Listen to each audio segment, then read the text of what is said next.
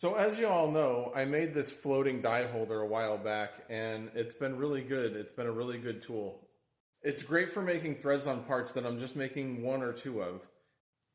All of the thread sizes, all the way up to 1/2 inch, the smaller thread sizes have been really good for this. I notice though, when I start getting 1/2 inch or above, it tends to want to bind because I'm using these socket head or cap head screws, whatever you call these, in here as the bearing circuit. I'm actually going to put some small roller bearings in there. So here, I think the cool thing about this is that this thing's going to make parts for itself. So let's start out with a piece of 5/8 303 stainless. I'm going to make this entire part on the hard-hinge HC chucker here. Right here, we're going to come in and face off this 5/8 stainless.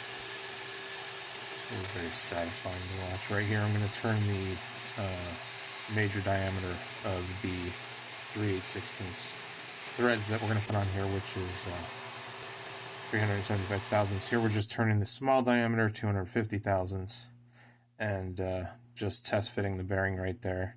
And that's going to be a nice press fit on there. Just coming in with a center drill here, following up with a number 29 drill for those 832 threads we're going to put in for the capture screw. So right here's a 3/8/16 die. It's on the floating die holder with the old screws in there. This is before we have the bearings in. Here's an 832. Just getting that into our tap holder that we made for the floating die holder. So support tooling for the floating die holder here. I actually missed the part to putting those 832 threads in. It's terrible, but here we're just going to part off. And here we are, just taking a look at the part, getting ready to press it in.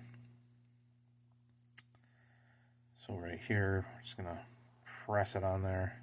That was a nice tight fit.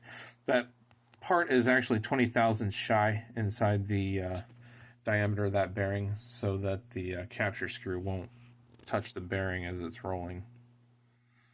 Recessed in there 20 thousandths, and those are nice and flat. Those are going to butt up against each other inside the die holder, and that's what's going to hold the length laterally out in the channels of the die holder. Here we're just going to put it in. We got shoulders on both sides there, so here's the bearing just rolling nicely in there. Now we're just going to try it out for the first time, and just cutting some threads on some stainless. Came out good. Alright, well there you have it, guys. There's our modification for our floating die holder. Much better than having these in there that'll actually float the way it's supposed to now.